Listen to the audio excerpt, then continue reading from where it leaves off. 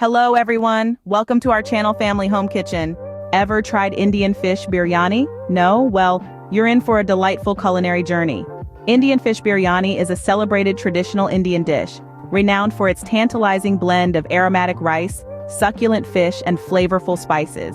A hearty main course, it brings together a medley of diverse flavors and rich ingredients, creating a gastronomic experience that's sure to leave you craving for more. So roll up your sleeves and get ready to explore this mouth-watering Indian delicacy. Let's dive into the ingredients needed to prepare this traditional Indian dish. We'll need about half a kilogram of fresh codfish or any other fish of your preference. 2 cups of basmati rice will provide the perfect fluffy base for our biryani.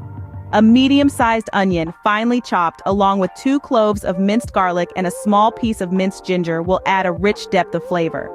Spices are crucial in Indian cuisine, and our recipe calls for 2 green cardamom pods, 2 cloves, 2 cinnamon sticks, 4 black cardamom pods, a teaspoon each of turmeric, cumin powder, coriander powder, curry powder, and black pepper. We also need half a cup of yogurt and 3 tablespoons of vegetable oil for cooking. Lastly, we'll season with salt to taste and use hot water as needed. Now, with all these ingredients ready, we are all set to start cooking. The aroma of spices is already in the air. Time to get cooking. First things first, let's clean and cut the codfish into medium-sized pieces. You might want to marinate the fish with some salt and lemon juice for about 15 to 20 minutes to really bring out its flavor. While the fish is marinating, wash the basmati rice thoroughly and let it soak in cold water for about 30 minutes, then drain it. Next, heat up some vegetable oil in a large pot over medium heat. Add the chopped onions, minced garlic, and grated ginger into the pot. Stir them until they become soft and golden. Now, let's add some spice to our life. Add the ground spices, green cardamom, cloves, cinnamon, and black cardamom into the pot. Stir them together for about a minute until the flavors really start to come out. Now it's time for our marinated fish to join the party. Add it to the pot and gently stir to coat the fish with the spices. Add the yogurt and stir well until the fish and spices are well combined. Next, add the drained rice into the pot. Gently stir to make sure the fish and spices are evenly distributed. Pour in hot water until it well covers the rice. You can use a 1-to-2 ratio between the rice and water. For example, 2 cups of rice would need 4 cups of water.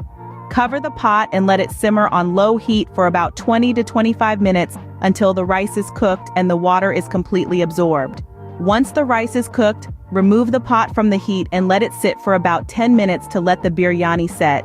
Voila, your Indian fish biryani is ready to be served. Before serving, garnish your Indian fish biryani with your favorite toppings like fried onions, roasted pistachios, and fresh coriander. Enjoy this delicious and satisfying meal as a main course for lunch or dinner. You can serve it with raita, yogurt sauce, and a side salad to complete the meal. Remember, the beauty of cooking is that you can always modify the recipe to suit your taste. So don't be afraid to experiment and make this dish your own. Happy cooking!